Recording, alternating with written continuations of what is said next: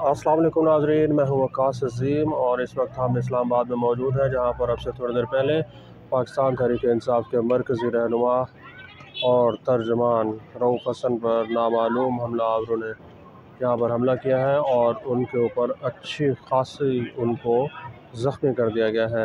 ये नामालूम अफराद यहाँ इस्लामाबाद के इलाके सितारा मार्केट में रऊफ़ हसन का इंतज़ार कर रहे थे। वो जैसे ही यहाँ GNN न्यूज़ चैनल के बाहर एक प्रोग्राम की रिकॉर्डिंग के बाद आए तो यहाँ पर नामालूम अफराद उनका इंतज़ार कर रहे थे और उनके ऊपर हमला कर दिया गया है। बताया जाता है कि कुछ 7 से 8 लोग जो है वो पहले ही इस ताक में मौजूद थे कि रऊफ़ हसन यहाँ बाहर निकलेंगे और उनके ऊपर हमला कर दिया जाएगा।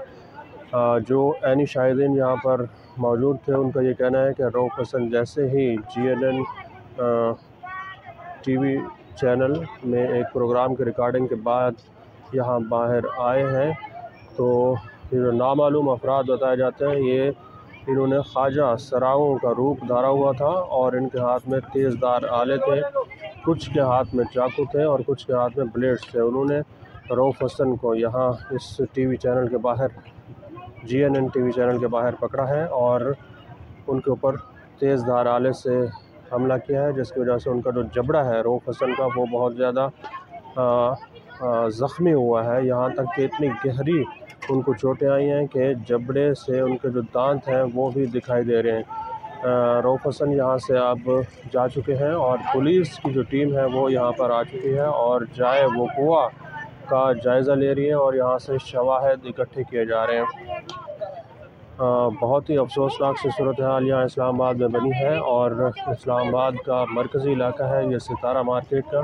सितारा मार्केट में ये वाक़या पेश आया है, G7 का इलाका है। रऊफ़ हसन यहाँ आए थे, रऊफ़ हसन के ऊपर नामालूम ख्वाजा सराओं ने हमला किया है और जिससे पूरे इलाके में खौफ की फ़ज़ा पैदा हो चुकी है और PTI के जो लोग हैं उन्होंने सेनेट से भी अपना वॉकआउट किया है, क्योंकि अब जो सूरत हाल बनती हुई दिखाई दे रही है वो बहुत ज़्यादा खौफज़दा है कि लोग अब हुकूमत के ख़िलाफ़ या फिर पाकिस्तान की एस्टेब्लिशमेंट के ख़िलाफ़ इस तरह की बयानबाजी नहीं कर सकेंगे, क्योंकि रऊफ़ हसन जो है वो गुज़िश्ता कई महीनों से दिनों से पाकिस्तान की फ़ौज पर, पाकिस्तान के एस्टेब्लिशमेंट पर तनकीद कर रहे थे और वो ये कह रहे थे कि इमरान ख़ान जो है वो पाकिस्तान की एस्टेब्लिशमेंट का मुकाबला कर रहे हैं।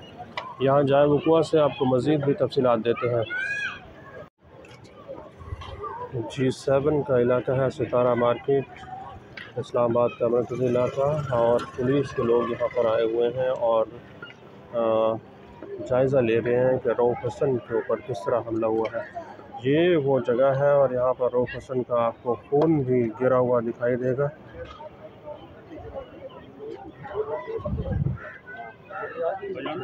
हॉस्पिटल में गए, पॉलीक्लिनिक शायद गए हैं या पता नहीं PIMS गए हैं। साथ जो गया अटेंडेंट है उसके साथ, वो ड्राइवर ही था हमारा, लेकिन उसके बेचारे के पैसे नहीं, ड्राइवर का कॉन्टैक्ट नंबर अंदर से ले लेना, वो भेजे ना आप साथ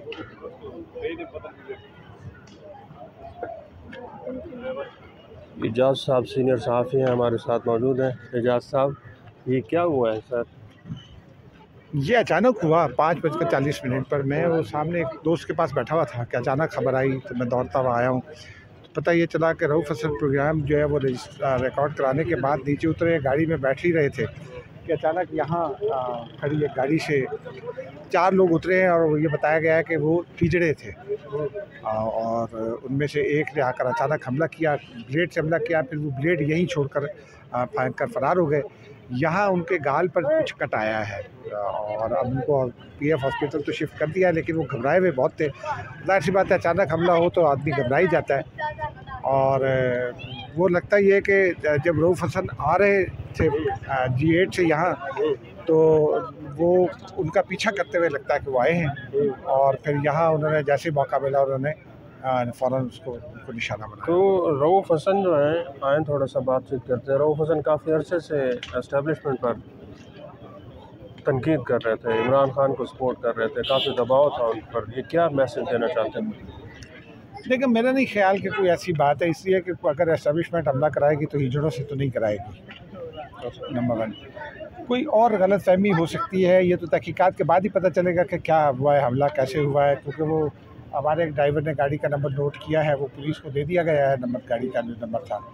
तो उसके बाद पुलिस तहकीकात कर लेगी, तफ्तीश कर लेगी, मुकदमा दर्ज हो रहा है। लेकिन वो तनकीद तो और भी बहुत लोग करते हैं। तनकीद तो इमरान खान तो ख़ुद आर्मी चीफ को धमकियाँ देते हैं और उनकी बेगम धमकियाँ देती हैं और सारी पार्टी धमकियाँ दे रही है। तो अब वो किस किस को, और ये ट्रीट ब्लेड से गाल पे हमला करके तो खामोश कराने की कोशिश नहीं की।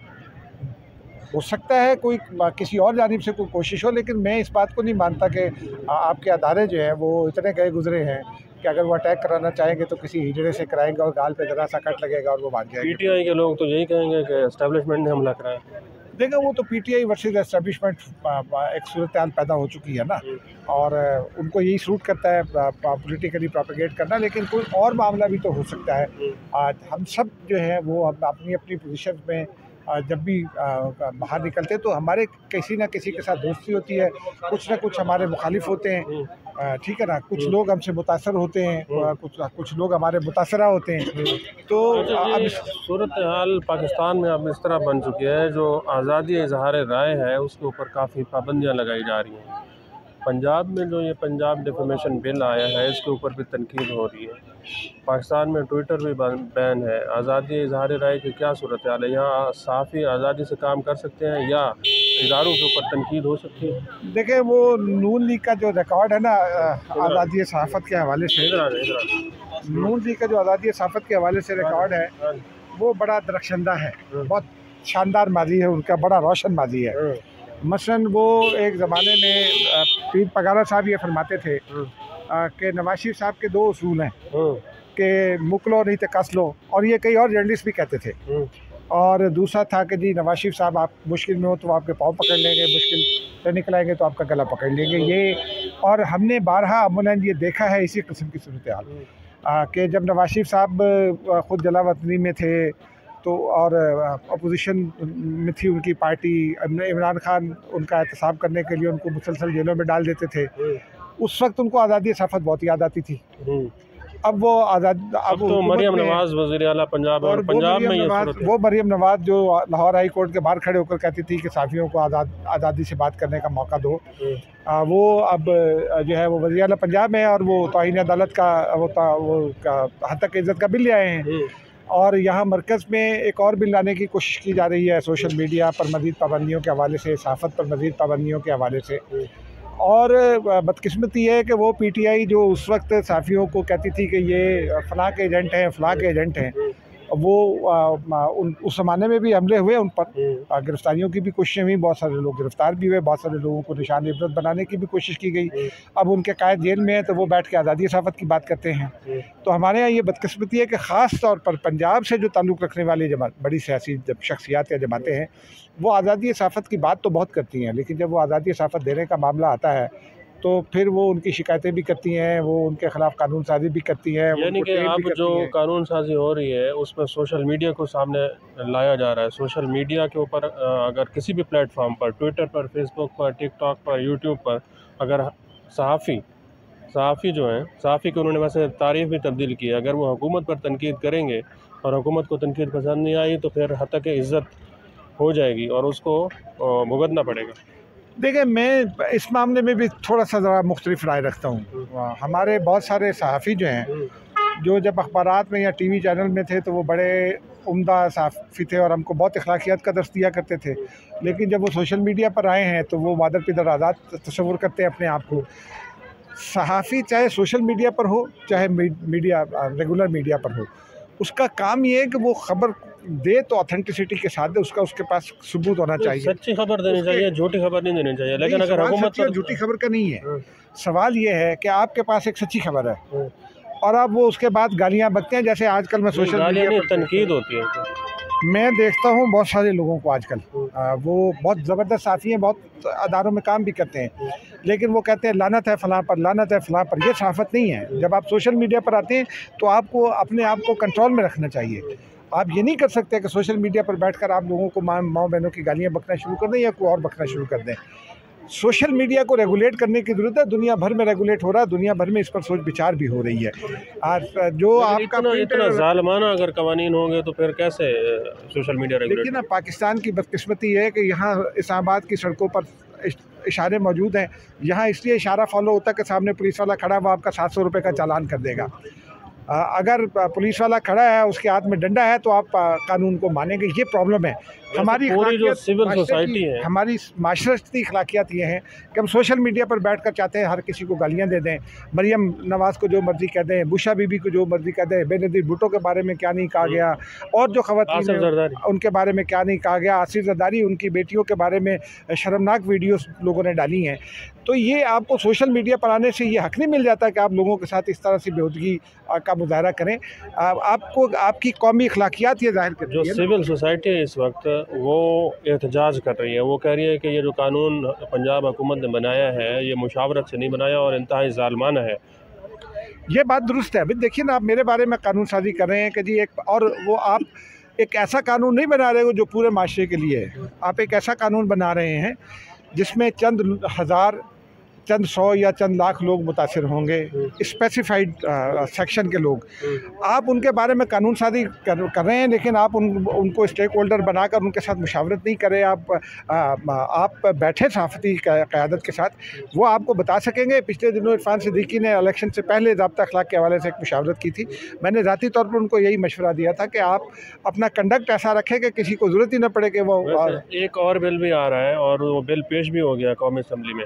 नूर आलम खान ने पेश किया है कि ये जो जजेस हैं दोहरी शरीयत वाले, इनके ख़िलाफ़ कानून साजी होनी चाहिए। कोई दोहरी शरीयत का जज नहीं होना चाहिए। देखिए, वो मुझे इफ्तिखार चौधरी बड़े याद आते हैं। और फिर एक शेर है, इतनी न बढ़ा पाकी दामा की हिकायत, दामन को ज़रा देख ज़रा बंदे कबा देख। मुझे इफ्तिखार चौधरी बहुत याद आते हैं क्योंकि वो रहमान मलिक को निकालना चाहते थे, आसिफ ज़रदारी को सज़ा देना चाहते थे, कुछ और लोग थे उनको भी करना चाहते थे। तो वो ये कहते थे कि जनाब तौबा तौबा तौबा कैसा ज़माना आ गया है। तो जी हमारे पास वो लोग बैठे हैं जिन्होंने किसी और के मुल्क की वफ़ादारी का हल्फ उठाया है। रहमान मलिक ने तो मलका बरतानिया की वफ़ादारी का हल्फ उठाया है। आपके पास आपकी नाक के नीचे ऐसे लोग हैं जिन्होंने मलका बरतानिया की और जिन्होंने डोनाल्ड ट्रंप की या जो अमरीकी प्रेसिडेंट है इस वक्त के, उनकी वफ़ादारी का हल्फ उठाया हुआ है। तो आप यकसा सलूक रखें ना, हसास पोजीशन हो। वज़ीर की पोजीशन इतनी हसास नहीं होती, दीगर पोजीशन हसास होती है। वैसे ये जो कानून आ रहा है ना दोहरी शरीयत वाला, अगर सियासतदानों पे अप्लाई हो सकता है तो मेरा ख्याल है जजेस और जर्नल्स और फिर ये जो आपके ब्यूरोक्रेट्स हैं इनके ऊपर भी होना चाहिए। सब लोगों ने दोहरी शरीयत रखे हुए और बाहर बचे रखे हुए। यकीनी तौर पर ये तमाम आइनी ओहदों पर इसका इतलाक़ होना चाहिए। हसास जो नौइयत के मुलाज़मतें हैं। नूर आलम को मशवरा देना कि सिर्फ जजेस तक क्यों है? मशवरा देना मेरा काम नहीं है। अगर मुलाकात हो, हाँ मुलाकात हो, उससे मुझसे कुछ पूछा तो फिर मैं बात कर सकता हूँ। मशवरा देना मेरा काम नहीं है। लेकिन मेरी राय ये है कि चाहे ये जो साइफर क्लर्क है ना, उसके बारे में भी कानून साजी होनी चाहिए। ठीक है, फेडरल सेक्रेटरी के ख़िलाफ़ भी होनी चाहिए कि वो दोहरी शरीयत के हामिल ना हो, क्योंकि आपके अगर मफादात कहीं और हैं तो आपने तो सौदेबाजी कर देनी है। वैसे तो दोहरी शरीयत से कोई फ़र्क नहीं पड़ता। हमारे यहाँ सिंगल शरीयत वाले जो कुछ गुल खिला रहे हैं, इमरान खान की तो दोहरी शरीयत नहीं है। उन पर इल्ज़ाम है ना कि उन्होंने GHQ पर हमला कराया, कोर कमांडर हाउस जलवाया। बेशुमार लोग आपको ऐसे मिलेंगे। ये चोर उचक्के जितने भी हैं, बड़ी बड़ी डकैतियाँ करते हैं। बहुत सारे फेडरल सेक्रेटरीज ऐसे हैं। मुझे याद है वो ब्लू एरिया में 4 करोड़ की एक डकैती हुई थी। 2 फेडरल सेक्रेटरीज़ के बच्चे इन्वॉल्व थे जो दोहरी शरीयत के हामिल नहीं थे। फिर एक सफारतकार का कुत्ता चोरी हो गया था, वो भी एक फेडरल सेक्रेटरी के बेटे ने किया था, वो भी दोहरी शरीयत का हामिल नहीं था। ये आपको अपनी माशरती अखलाकियात बेहतर बनाना पड़ेंगी। आपसे गुफ्तगू करके खुशी महसूस हुई है, लेकिन अफसोसनाक सूरत हाल यह है कि रऊफ़ हसन को ज़ख्मी किया गया है, जो कि बहुत ही अफसोसनाक है और इस पर मज़ीद अभी कार्रवाई पुलिस वाले कर रहे हैं।